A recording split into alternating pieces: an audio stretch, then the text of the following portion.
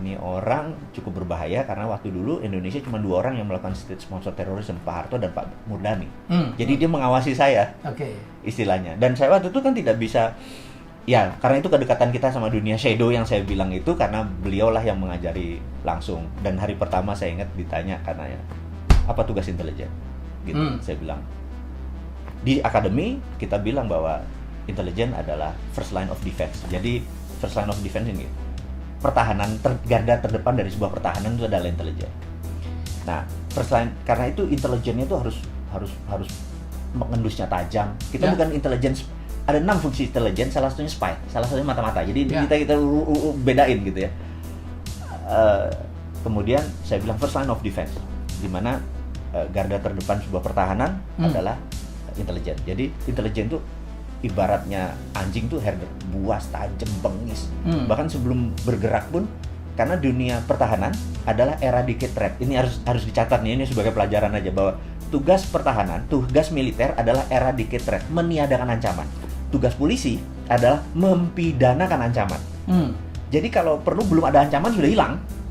Itu di intelijen. Itu di intelijen, gitu ya, belum ada ancaman. Jadi ini cenderung antara aja cenderung ada threat atau ancaman sudah dihilangkan dulu. Karena itu kesannya melanggar HAM, kesannya. Nah, Barat untuk membuat kita tidak canggih dianggap hak asasi manusia itu tinggi. Padahal pertanyaan sederhana nih, saya tanya sahabat semua nih, saya tanya ke Mas Helmi, saya tanya, tinggian mana human right sama nation right? Nation right sih. Selesai. The end of discussion. Dan itulah Pak Murdani pesan ke saya, nation right lebih tinggi, yang membuat ini Indonesia ini intact, Indonesia ini utuh, Indonesia ini ke depan menjadi bertahan 1000 tahun karena nation right di atas human right, gitu. Nah, sekarang human right memang lagi didengung-dengungkan, kita harus meet halfway, bener nggak? Ini harus turun, ini harus naik, gitu loh. Nah, inilah kita pentingnya mengedukasi, karena itu saya punya muscle knowledge agak berbeda nih. Itu saya terus deliver karena jadi, itu Mas Wowi itu memang tahunya terlalu banyak gitu ya. Dia ngerti terorisme. Makanya sebelum-sebelumnya dia lebih dikenal di TV itu kan kalau ada terorisme gitu dipanggil gitu ya untuk minta pendapat. Tiba-tiba dia menjelma menjadi YouTuber yang gila, jutaan follower. Ya punya masa juga gitu. Jadi dia punya apa ya, binaan para pengusaha. Saya kemarin diundang waktu kita bikin CEO Mastermind. Waduh, ini orang kayak nabi gitu, apapun yang dia katakan itu, wah, diterjemahkan gitu. Apa namanya, MMBC ya, Pak? Iya. Ada 4.700 alumni MMBC yang saya sebut. MMBC itu Millionaire Mindset Bootcamp. Jadi, dan itu fanatik ya, Pak? Fanatik sekali, karena kan kita gini, kita tuh merasa bahwa kita tuh pengen bersama-sama orang selected person. Jadi gini, kenapa harganya harus 7 juta, 6 juta, 8 juta dan gitu mahal ya? Mahal sekali. Karena kita memang ingin mereka yang berkumpul adalah mereka yang mau sacrifice. Jadi dalam bisnis itu, dalam investasi itu bukan how much money you can get, tapi how much money you willing to sacrifice. Kalau mereka cuma berani sacrifice-nya 100.000 ya dapatnya 100.000, apalagi mereka yang moderat, modal dempul urat gitu ya. Yang cuman gratis dong, kenapa, ini kan ilmu gitu. Ya lu dapat yang gratis juga, lu nggak dapat ini. Tapi kalau dengan yang 8 juta lu sacrifice, Anda akan mau dapat the most. Nah, dengan 300 orang ketemu bareng yang masing-masing mau sacrifice 8 juta, terus mereka 3 hari 3 malam ngumpul bareng. Habis itu bisnisnya ribuan dan berapa kali itu menjadi power jadi gitu. saya ngalamin, saya diajak oleh Mas Wowi, kemarin kita bikin bulan Maret ya? Maret itu kita bikin CEO Mastermind. Fee-nya, investasinya 14 juta, ya ikut 100 orang, gila. Dan disyaratkan omset minimal 5 miliar. Saya gila tuh, ada satu orang ketemu, bapak-bapak, omsetnya berapa Mas? 1,4 triliun. Iya betul. Ikut. Dan fanatik, nggak pernah komplain, nggak pernah ngomong kemahalan gitu. Dan malah waktu itu kita mau bikin kelas lagi tentang how to do the pitching gitu. Ya, komunikasi. Itu langsung penuh tuh ya. Nah, ini pitching tuh penting sekali karena bagi teman-teman pebisnis, kita tahu dari 1.000 orang hanya 17 orang di Indonesia yang pebisnis. Tapi pebisnis kita ini kita pengen scale up. Betul. Iya kan, kita pengen scale up. Nah, kelemahan yang paling kita berdua kita udah mereview dan nanti teman-teman nanti kita pengen contribute ke teman-teman adalah kelemahannya adalah di pitching. Karena pitching itu harusnya dengan kurang dari 5 menit investor udah dapat aha momennya. gitu kan. Atau bahkan kalau lebih powerful lagi 3 menit. Udah cuma 3 menit dapat dapat wow. Terus wow itu gue mau. Iya, gue mau. Wow itu gue mau. Nah, kita ini pengen merasa mengusulkan, dan Mas Helmi juga mengusulkan kita gini. Jadi teman-teman, kita akan membuat pitch deck ini menjadi serial workshop. Jadi mungkin ada YouTube-nya, mungkin ada kelasnya, gitu ya. Penting sekali karena 3 minutes itu can change your life. Nah, itu yang kita mau ini. Jadi setuju nggak, gimana nih? Oh iya. Jadi ini yang sedang saya siapin dengan Mas Wowi. Saya tahu banyak sekali ide berkeliaran di luar sana gitu, tapi kan butuh bantuan modal, butuh angel investor gitu. Mencari investor itu sulit loh, minta waktunya sulit. Nah, kadang-kadang kita kan ada sebuah kebetulan, ketemu di tempat parkir, di kawinan, di lift gitu. Oh, ketemu nih investor, ketemu Gita Wirawan, ketemu Sandi Uno, ketemu Pak Dahlan Iskan, and so on gitu. Barangkali cuma punya 3 menit, Pak, gue punya gini-gini, mau nggak Pak? Saya butuh gini-gini, in 3 minutes, gue mau. Itu yang kita latih ya Pak? Itu gini, karena ini yang menarik gini. Banyak pelatihan di luar sana yang melatih bukan walk the talk. Walk the talk itu adalah orang yang mengerjakan apa yang dikatakan. Ini sudah melakukan. Yang sudah melakukan. Nah, banyak sekali teman-teman nggak salah, mereka mengajarkan, dapat pelajaran, tapi waktu diaplikasikannya agak kurang membumi. Karena yang mengajarkannya berilmu, tapi bukan berpengalaman. Nah, kita tuh ingin teman-teman nanti kalau join adalah yang mengajarkan adalah berilmu dan berpengalaman. Apa yang kita datengin benar-benar tadi seperti Pak Gita Wirjawan yang kita datengin, Mas Irwan Musri, kalau benar-benar orang yang benar-benar do the talk gitu ya. Sandi Uno gitu. Ini yang kita pikir mereka jadi saya tuh kalau invest semua yang kayak gini. Sisi lain, jadi beliau ini coach juga gitu, ya kan. Waduh, pengikutnya luar biasa dan dirawat sama beliau gitu. Wah, sabdanya beliau itu dibahas gitu. Ini kata coach kita gitu. Itu di other side. Dan saya nggak pengen sebenarnya. Mas Wowi itu banyak banget. Dia punya rumah yatim ya Pak ya? Ya. Rumah yatim. Jadi membantu berapa anak yatim? Jadi saya tuh berhutang sebenarnya sama kehidupan ini, berhutang banyak. Jadi saya tuh nenek saya dari ibu saya dan nenek saya dari bapak saya, dua-duanya udah 70 tahun belum pernah berhaji.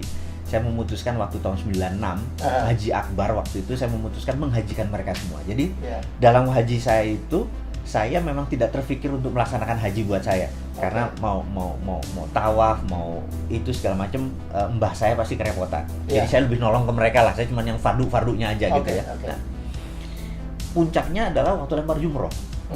Bayangin, dulu Mina masih 1 loh, sekarang 2 aja masih ada yang korban gitu ya, masih 1. Jadi bayangin ini tahun 25 tahun yang lalu. Nah, di momen itu mbah saya waktu mau berangkat dia bilang, "Le," manggil saya Tole, "Le, belum mbah," gitu, udah sekitar 2 gitu. Terus saya gelisah karena mbah saya mau lempar jumroh gitu, 72 tahun bayangin. Terus saya baca Quran, tapi terjemahan. Biasa kan kita nih wudunya kurang ini. Jadi nggak Arab yang itu belum canggih. Saya baca surat Al-Kahfi, itu cerita tentang Nabi Musa ketemu sama Nabi Khidir, terus Nabi Musa belajar sama Nabi Khidir. Terus intinya Nabi Musa gagal karena banyak nanya gitu kan, padahal syaratnya nggak boleh nanya. Nah, akhirnya dibuka sebuah rahasia sama Nabi Khidir, kenapa harus memperbaiki rumah yang Nabi Khidir bilang itu milik anak yatim, dan dia anak yatim itu ada harta. Sambil stabilo, anak yatim ada harta. Saya stabilo uruk-uruk gini. Ini menarik nih. Ini kan password versi saya ya. Versi saya beragama. Saya bukan orang pintar, walaupun yang pesantren kan mbah-mbah saya yang ngajari saya. Ini password nih. Saya nggak usah analisa lagi, nggak usah pakai arti-arti. Saya pikir, oke. Terus saya kaul. Saya tuh punya 11 toko namanya Mirah gitu ya. Toko swalayan, dulu kan tokonya belum swalayan, dulu toko kelontong tuh kan harus ada yang nunggu, mau beli apa, kayak kongkoh lah, mau beli apa harus kita layani. Toko swalayan masih nggak ada, kita mungkin pertama yang punya 11 gitu ya. Nah, saya dalam hati saya bilang sama, kan adik saya yang ngelola, saya bilang pulang 1 saya mau jadiin rumah yatim deh, gitu, karena di rumah yatim ada harta. Dengan miara anak yatim saya jadi tajir nih. Itu di kepala saya ini trading sama Tuhan, nih saya jahat nih gitu ya. Kemudian udah itu saya taruh, terus saya lihat kok agak sepi, saya bilang, "Bah, bismillah yuk, berdua berangkat." Saya gandeng mereka berdua. Terus, apa yang terjadi? Ini true story, sampai merinding saya. itu di apa, kan ada lingkarnya jumroh itu Aqobah itu kan ada ini. Mbak saya tuh sampai nempel Bismillah Allahu Akbar. Jadi cengkling kayak bilang kok kosong ya gitu. Udah pulang lagi, terus teman-teman jamaah yang lain, "Loh, udah jumroh, sudah, Mbah bisa. Kosong kok," kata Mbah gitu. Mereka ke sana balik lagi, "Mana penuh?" Saya bilang, "Ngerti nggak? Something." Nah, saya bilang, wah, gua harus komit nih sama ini. Pulang, satunya saya jadiin rumah yatim. Namanya Yayasan Husnul Khotimah awalnya. Terus karena saya nggak ngerti manajemennya, ada sahabat saya dari pesantren Hidayatullah itu yang memanage ini software, ini hardware-nya nih. Nah, bertahun ternyata kita sering kelebihan. Jadi kelebihan beras, kelebihan anaknya cuma 47, dapatnya 3 ton gitu. Akhirnya kita ngasih ke Cilember, Cilodong, ngasih ke pesantren-pesantren yang lain. Sekarang ini sudah 90 pesantren yang anak-anak kalau 100-an atau 50-an di sekitar 6.000 ya. Karena nyumbangnya ke kita ubah akhirnya menjadi Rumah Yatim Indonesia. Nah, sumbangan ke sini. Yang jadi masalah kita bukan seperti Basnas, seperti rumah zakat yang uangnya dikumpulin. Kita dapat 1 miliar bulan itu habis, dapat 2 miliar bulan itu habis karena kita nggak pernah saving. Emang untuk distribute, bukan untuk ngambil terus ambil turunannya. Itu bukan kita banget. Jadi cara ngelolanya ya versi kita, versi Sontoloyo lah. Itu jadi kita punya. Nah, alhamdulillah saat ini baru berapa 6 ribuan kira-kira. 6 ribuan rakyat ya. Nah, tapi kita cuma manajemen dan memberi tiap bulan sih antara 3 sampai 5 miliar sumbangan orang. Nah, yang jadi masalah kalau kurang kita nelpon kita ya, karena itu kita suka mohon maaf sekali lagi. Ini mungkin ada confession ya, pengakuan dosa kepada teman-teman semua. Kenapa saya punya holding di Singapura?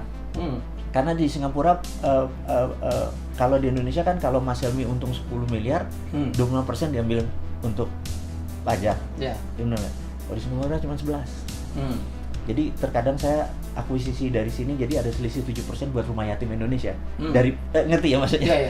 Jadi saya sebenarnya transfer pricing, sebenarnya saya nakal, tapi itu bagian saya gini, saya merasa kalau duitnya 10 miliar 25% diambil kan 2,5 miliar. Buat Gayus kepala gue nyut-nyutan gitu loh. Buat Gayus 1 M aja deh gitu ya buat yang ini gue ambil cara lain. Jadi saya bikin ini confession, saya bilang bener kata Mas Helmi, kalau nggak dipanggil Mas Helmi, saya nggak akan pernah terbuka, saya tetap misterius, saya tetap di belakang, saya tetap orangnya shadow, bener nggak? Di sini saya bukain sekalian confession bahwa kalau short balance-nya, anak-anak bilang, "Pak, bulan ini agak kurang." Oke, gua harus ngambil dari yang sisi yang sini. Dan nggak semua pajak itu Gayus loh, iya makanya. itu a joke gitu ya, ini a joke gitu. Don't take this serious gitu. Tapi saya confessionnya benar. Jadi kadang-kadang kenapa saya punya holding di Singapura, karena pendapatan saya di sana lebih kecil. Jadi kenapa orang buat, ada banyak, bukan saya doang loh. Mas Andi juga paling ada juga gitu ya. Kita nanti kita tanya, kita cek. Why dia punya Panama Paper, why punya kayak gini. Hanya karena selisih. Tapi kalau selisihnya dari 100 miliar kan kroso, Bos. Gitu loh. Lalu seberapa Indonesia Anda, Pak? Menarik pertanyaannya. Seberapa Indonesia? Saya ini berhutang banyak karena 6 tahun saya kuliah kan dibayarin negara. Nah, jadi saya berhutang banyak sama negara ini. Jadi kalau negara minta, misalnya kayak peristiwa 98, 99, Malino, Tentena, tapi di almarhum sahabat saya yang Jose Rizal dari Mercy. Kemudian begitu negara minta saya di peristiwa Sampit, mendamaikan antara Madura dengan Dayak. Waktu itu adalah konflik horizontal pertama di Indonesia. Negara saking nggak ngerti pakai sebuah yayasan, minta ke PBB menunjuk yayasan ini, dan yayasan ini pun nggak ngerti, juga meminta saya untuk mendamaikan 100 Dayak, 100 Madura. Kita menggunakan teknik ini, dan sampai sekarang saya kalau ke Sampit udah kayak keluarga gitu ya. Kalau ke Ambon juga sama gitu. Dan kalau negara minta di 2004, di mana 26 Desember tsunami, besoknya itu saya sudah di Mualaboh gitu ya, udah 3 bulan. Nah, ini ada sahabat saya yang sekarang ini udah bintang 2 nih, waktu dulu masih mayor gitu ya. Nah, yang brother nikahin jangan disebut namanya, nanti jualan dia. Oh iya. Karena itu ada terbukti buat 3 bulan kita di sana, kita nggak tahu dia pangkatnya apa, kita contribute gitu ya. Nanti teman-teman bisa kesaksian. Saya jadi MC nikahin, bukan saya nikahin. Iya, oke. Saya nikahin itu lain, beda Pak. Gitu ya. Nah, ini kalau negara minta gitu ya, saya pasti pro bono. Jadi apapun yang Anda lakukan sebenarnya memberikan masukan, ya. Saya tidak menyebutnya kritik, itu adalah tanda lambang cinta Anda kepada Indonesia. Betul, betul. Jadi gini, saya itu merasa ini versi saya, tapi mungkin saya kebablasan mencintai Indonesianya. Saya tuh merasa begini, bahwa saya tuh agak miris begitu negara tuh berhutang. Ya. Maksudnya, kok ngono sih gitu ya? Ya, ya. Dalam bisnis pun kalau bisa equity call kan? Ya. Jangan ada equity gitu dulu dong, jangan debt langsung. Jangan debt gitu loh. Ya. Nah, equity itu artinya kan pakai aset. Nah, saya itu merasa Indonesia itu punya namanya sovereign wealth, kekayaan sovereign. Ya. Sovereign wealth. Nah, Aramco itu menginspirasi saya. Aramco Saudi itu menginspirasi saya. Jadi gini, Saudi tahu bahwa cadangan gas dan minyak dia cuma ada 40 tahun ke depan. Dan sekali dibuka itu nggak bisa ditutup. Oke. Jadi mereka harus keluarin terus. Ini kejadian kenapa harganya murah ya. Nanti saya angkat sampai sana. Apa yang terjadi kalau minyak ini habis? Sementara Saudi ingin 1000 tahun lagi masih ada. Gitu ya. Pelajaran kedua. Ada negara yang namanya Nauru. Nauru itu menghasil P2O5, fosfat. Fosfat yang dari kotoran burung ya? Kotoran burung. Ya. Dan brother kita satu adalah embassy-nya di sana. Ya, special envoy. For Nauru. Tanya beliau, itu kalau kita mendarat di sana, itu mendarat di jalan tol. Berhenti dulu jalan tol mendarat begini. Dulu negara itu sangat kaya. Ya. Bahkan toilet papernya mungkin pakai US dollar.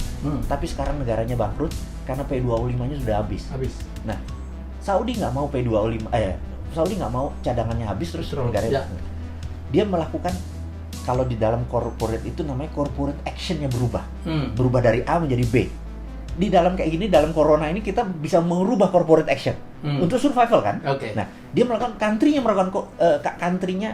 country-nya berubah. Yang tadinya petrodolar, jual petrol dapat dolar, dia forward. Dia hitung nilainya 3.000 triliun dolar. Di forward. Di forward itu artinya sekian persennya diambil di muka. Dia ubah country action-nya menjadi service country. Karena dia tahu tamu Allah sampai akhir zaman ada.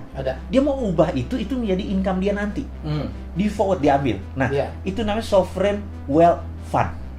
Nah, Indonesia itu kalau di audit ya, pasal 33 nih, teman saya Stanley Kelton bilang your country is very smart. Karena bukan hanya punya SDM sumber daya alam. Not very smart. Smartnya karena pasal 33. Tapi tidak diaplikasikan ya. Nah, jadi balik lagi. Nah, kalau kita dengan nikel ya, kita audit. Anggap nikel punya 1000 billion.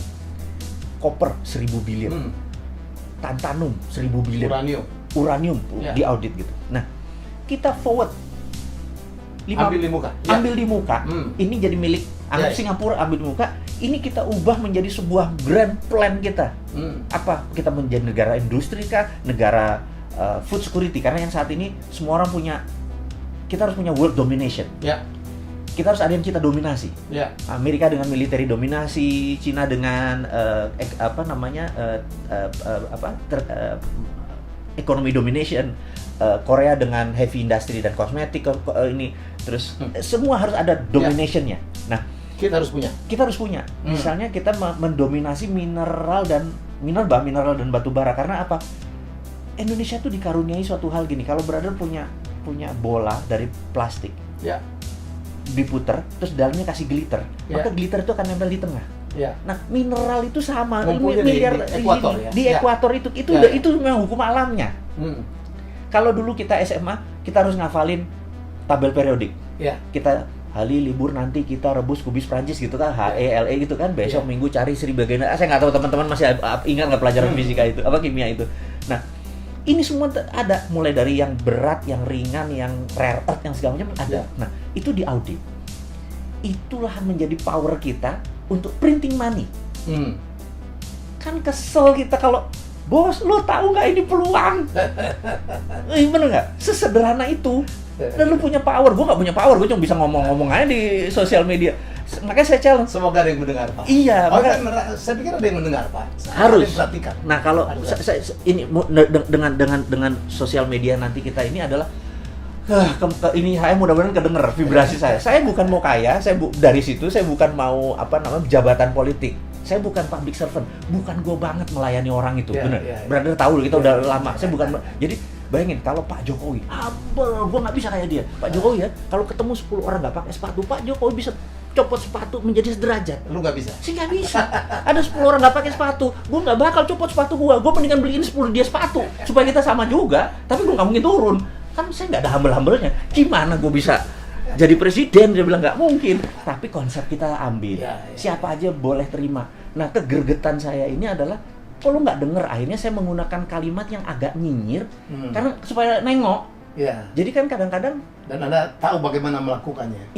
Wah, suara Anda itu Pak di narasi video itu sinis. Nah, ini menarik nih. Nah, teman-teman, ini saya mau cerita. Ini gurunya, ini gurunya. Ini gini ya. Ini gini. Misalnya teks itu teman-teman yang buat, saya ada tim yang buat, saya harus marah. Padahal saya kan orangnya happy, saya nggak ada masalah sama kehidupan ini, bener nggak? Gue nggak ada masalah utang, gue ada masalah ini, rekening gue oke aja gitu loh, happy aja. Terus saya harus marah gitu. Ini teman-teman, ini note-nya, ini beliau yang ngajarin. Jadi saya di depan kaca, saya ingat kata-katanya Mas Helmi. Mas Wowi, Mr. Bean itu sebelum syuting, itu 30 sampai 60 kali di depan kaca dia action, sampai dia ketawa, dia baru take, baru ambil. Oke, saya bilang gila, gua berdrama nih, saya bilang gitu. Jadi saya di depan kaca, saya emosi. Cara emosi tuh gini, kaki dinaik, diginin. Kayak orang frustrasi. 2-3 menit kemudian emosi, baru saya bacain. Makanya kesannya saya emosi. Gitu loh. Kesannya saya ada getar-getar marah gitu ya. Nah, jadi sebenarnya ada drama di belakang itu gitu. Abis itu, karena itu abis 2-3 rekaman, kepala saya suka pusing. Karena itu bukan gua banget gitu. Tapi demi message itu tercapai gitu loh. Dapat, Pak. Demi message. Itulah saya bilang. Dan ini ada satu lagi brother yang ngajarin sahabat kita, Pak Teddy Darmanto. Penting sekali. Jadi gini, apa bedanya acting pura-pura menjadi sama menjadi? Nah, gitu. Jadi orang kalau mau dapat Oscar itu bukan pura-pura menjadi pegawai, tapi menjadi pegawai. Jadi ini beda nih. Karena itu kalau main sinetron dia pura-pura menjadi supir, pura-pura menjadi orang miskin. Nggak akan pernah dapat Oscar yang main di sinetron. Ini Pak Helmi, ini beliau yang ngasih tahu, sama satu lagi Pak Teddy Darmanto. Tapi kalau mau dapat Oscar tuh lo harus menjadi lebur, harus lebur. Nah, jadi di Disneyland hari pertama kerja itu direksinya turun, HRD, direktur HRD bilang you are king, you are queen ke cewek. Tapi selama 8 jam you are still pelayan. Lo janitor gitu ya. Lo menjadi janitor. Begitu dia benar-benar dia tidak acting, dia benar-benar full heart karena itu tipsnya gede-gede semua. Benar nggak? Tapi begitu selesai jam kerja, you are king again gitu loh. Nah, itu dapat karena itu Disneyland is the most happiest place on earth. Benar nggak? Nah, saya pengen gini. Ini kalau gue jadi presiden nih, kayaknya Menteri Pendaya Aparatur Negaranya gue sekolahin ke Disneyland supaya Indonesia menjadi the most happiest country in the world gitu. Karena menjadi gitu Pak, selama 8 jam dia menjadi ini. Habis itu dia king, we are king, bener nggak? Gitu. Itu ya. Nah, ini adalah resep bagaimana suara tadi. Karena saya bukan pura-pura menjadi, saya menjadi lebur, menjadi orang yang ya gitulah gitu. Nah, ini gurunya. Aduh, ini 2 jam nggak kelar ini sebenarnya. Tapi jarang beliau bongkar-bongkaran gini, karena banyak orang nggak tahu sisi lainnya. Mas Woy, Anda tahu bahwa dia betul-betul pengusaha.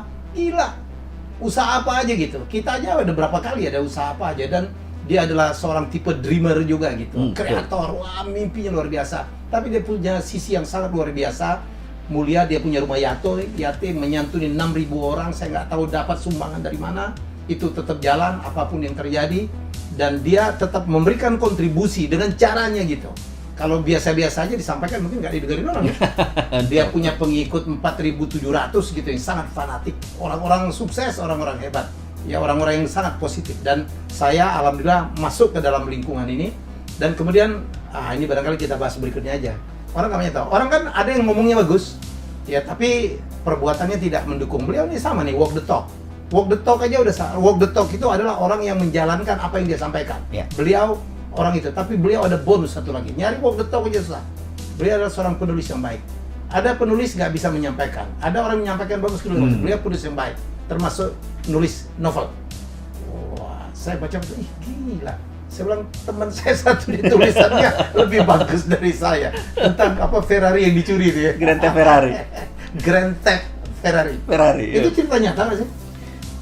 Cerita nyata yang didramatis. Jadi iya, jadi ceritanya itu true story. Jadi sahabat saya dulu namanya I sebenarnya, dia suatu hari dapat, bapaknya adalah titik-titik pajak. Jadi zaman tahun 80-an jangan tanya kalau ini kan belum seketat sekarang ya. Dia tuh sekolah dibayari oleh orang tuanya, dikasih 150.000 untuk 4 tahun, dolar artinya ditaruh di muka. Nah, dia spending ini untuk barang-barang mewah, termasuk Ferrari tadi. Suatu hari saya nggak kenal dia. Sekarang saya nanti bawa kenal ini lo orangnya gitu ya. Sekarang ini my partner in crime gitu ya. Ini true story. Nah, terus saya dari dulu memang di San Francisco di Amerika, karena ikut Permias tuh anak-anak bilang, lu kalau ada problem orang ini aja, ini orang ini problem solver. Ini problem solvernya dalam arti nakal. Ini saya kasih contoh sebelum dia nih. Nah, problem solvernya misalnya gini. Suatu hari saya kedatangan satu anak Cina gitu ya. Saya kalau ngomong bener karena memang rasnya Cina dan orangnya, tapi dia sahabat saya, dia pemilik bank. Dia datang bilang, "Gua El." "Iya, gua tahu. Lu ngapain di sini?" "Bokap gua belum ngirim duit." "Terus lu mau minjem gua duit?" Minjem gua duit?" "Enggak sih. Katanya kalau sama lu ada ide." "Gimana?" "Pacar gua di Oregon. Ulang tahun. Gua nggak ada duit. Lu ada ide nggak?" "Itu versi lu tuh." "Ini sini kuncinya. Mau diapain?" Jadi saya colong peleknya, saya taruh mobilnya. "Lo asuransi kan?" "Asuransi." Kemudian asuransi kan bayar, terus peleknya saya balikin lagi gitu ya. Jadi dia dapat $2.000 waktu itu, ngakali asuransi. "Wah, thank you ya bro," gitu. Itu kan bajingan sudah. Di Amerika kita punya ilmu kayak gitu. Tapi itu dark side. Sisi lain, the other flip of Mardigu, yang makanya saya bilang wudhu saya nggak pernah penuh gitu ya, dosanya banyak gitu ya. Terus, nah ini juga sama, jadi itu sudah dari mulut ke mulut kalau ada problem. Nah, tahu ada telepon saya dari Kansas ini, saya bilang, "Oh iya, gua nggak tahu siapa lu," saya bilang kayak, "Nggak, gua ada masalah. Ya masalah lu jangan kasih ke gua bisa kasih lu $5.000. Oke, jadi kalau $5.000 we are talking," dia bilang gitu. Gini, nyokap gua sekarang di LA, 2 minggu lagi ke Kansas. Kalau dia ke Kansas tahu ini barang, dia ngamuk pasti. Terus, "Tolong bawa mobil ini, lu umpetin," kata dia kayak gitu. Dah, saya sedang, "Iya, gua kasih lu $5.000. Kansas SF, bro. Itu kan 4 negara, 4 time zone kan? Amerika hampir 6 kan? Ini 3 time zone gitu.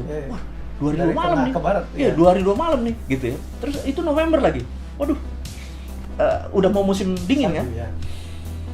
5.000 kurang kali, tapi gue tambah di tengah-tengah gitu. Oke. Saya panggil teman saya si B ini, "Bro, join apa? Bebelah yuk kita." Oke. Cuman jadi naik pesawat dibayarin sampai sana, itulah ketemu dia. Bilang, "Ini kunci, ini fulus, jalan ke Red Ferrari Testarossa gitu ya." Oh, jalan. Kita ada poin ketemu di Tacoma, saya lupa nama daerahnya. Tacoma ya.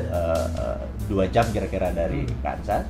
Kita pakai poin, kling, telepon. "Bos, gue udah di sini," gitu, ngabarin. "Oh, oke." Klik pas telepon, dia jawab, "Udah sampai sana." "Oke, you on your own." "Maksud lo apa?" 5 menit yang lalu gue laporin bahwa mobil gue kecolongan. Jadi gue mau ambil asuransinya buat nyokap gue, nanti tanya duitnya mana, bener nggak? "So you're on your own." Hilang. Anjir, gila, kita bawa stolen car. Dan itu belum ada dalam cerita Amerika tahun 88 mencuri mobil mewah. Kansas lo ini, bener nggak? Kita bilang, gila bro, nanti dikejar pakai chopper kita kan. Jadi kita bawa stolen, jadi kita dipaksa jadi penjahat. Self defense kita. Teman saya si B bilang, "Wah gila, ini harus kita ngapain?" I don't know. Terus begitu kita mau jalan, kita tadinya mau terus Boulder ke Dallas, Colorado, terus ambil Utah. Kebaca nih, kan orang kalau stolen dari tengah ini Midwest ini, itu kalau nggak ke Miami, ke California. Iya. Ini kebaca banget gitu loh. Tapi ini tahun 88, nggak kayak sekarang gitu ya. What do we do? Akhirnya kita ke utara ambil, ke Wyoming. Nah, kan utara, Montana, Wyoming. Sepi dong, Bo. Redneck semua, kita Asia, pakai Ferrari, lu bayangin gitu. Nah itu cerita. Nah itu cerita basicnya. Kemudian kita kasih drama karena setiap jalan tapi ini true story. Setiap jalan Benny selalu nelpon. Saya bilang, lu nelpon siapa sih? Dia ini lover boy. Lover boy itu maksudnya doyan tebar pesona, TP gitu ya. Ya sudah, saya jalan terus, wah ada cewek satu Manado, cakep gini segala macam, gue ngincer dia nelfon, asal mendarat nelfon. Namanya cowok lagi lagi TP begitu, bocor kan. Lu gila lu, ada orang tahu satu lagi mengenai ini, bener nggak? Ya gitu. Nah, yang menarik, saya lompatin ceritanya. Yang menarik adalah kita suatu hari sudah short semuanya, kita perlu partner in crime another. Kita putuskan ini datengin aja deh, bener nggak? Waktu itu kita di Utah. Begitu dia datang, cep, gua shock, karena dia mantan gua. Yang kita harus putus. Ini real story atau ini real story? Mantan gua yang putus karena beda agama. Dia Manado Kristen, kita beda agama. Dan kita nggak bisa bilang bahwa kita kenal dong. Gak enak sama Benny. Lo tau dramanya gimana dong, nahan masih cinta karena putusnya karena putus dipaksa. Putusnya menarik, jadi baru pacaran ini di rumahnya. Ini saya ceritain, ini kurang ajar nih dipanggil ini. Gue jadi open up something gitu ya. Jadi ada satu momen di mana udah deket. Terus saya mau datang ke ngapel lah ceritanya, si tante keluar. Apa kabar? Nah, itu terus baik kan gitu. Duduk kan. Dia lagi mandi gitu. Setengah jam nggak keluar, saya bilang. Terus dia keluar. Sebentar ya. Ini ada Kartini. Ini bagus dia, Mama Papa gitu. Dia masuk lagi ke dalam. Saya baca Mama Papa. Saya sampai habis itu. Dia keluar lagi. Gimana? Udah baca Mama Papa? Apa? Itu ceritanya adalah tentang suami istri menikah 25 tahun. Happy tapi tanpa cinta karena dijodohin, tapi bahagia gitu. Singkat cerita, dia keluar lagi. Kamu ngerti ceritanya? Ya ngerti tante. Tante cuma mau bilang, kalau ada cinta tanpa perkawinan, pasti ada perkawinan tanpa cinta gitu ya. Jadi kamu ngerti dong maksud tante. Jadi halus banget ya. Oke. Nah, itu ketemu lagi, bener nggak? Yeah. Itu ketemu lagi dalam waktu periode yang sangat dekat gitu, ketemu lagi gitu. Inilah membuat ini jadi komedi romance thrill. Jadi saya sebenarnya bukan creating, saya memorizing. Jadi beda nih. Tapi Bapak nulisnya keren banget, Pak. Saya kan penulis novel ya. Jadi, waduh, gayanya itu apa ya? Nakal gitu kan. Ya, jadi kayak dulu Bondan nulis juga aliran gitu. Iya. Tapi kadang-kadang kayak Nick Carter juga. Kebablasan juga. Gitu. Jadi ini luar biasa. Jadi saya nggak pernah bertemu orang demikian lengkap. Dia melakukan apa yang dikatakannya dan menulisnya sama hebatnya. Ya, saya berharap Grand Theft Ferrari atau Ferrari curian itu segera menjadi film ya Pak ya. Pengen jadi film. Aduh, kita bikin Netflix aja Pak. Why not gitu? Itu jadi challenge. Saya kepikiran tadinya mau tahun ini ada sama mimpi saya dengan Mas Wowi berikutnya adalah kita akan bikin trip. Ya saya nggak tahu. Ini saya ucapkan terus supaya ini bisa dikabulkan. Kita akan buat tour dari tour Route 66. Oh, saya bukunya udah lengkap semua. Jadi kita akan tour dari Chicago to LA. Kita drive, kita berhenti, kita bikin film, kita bikin cerita. Thank you Mas Wowi. Thank you. Sayang, thank you. Luar biasa.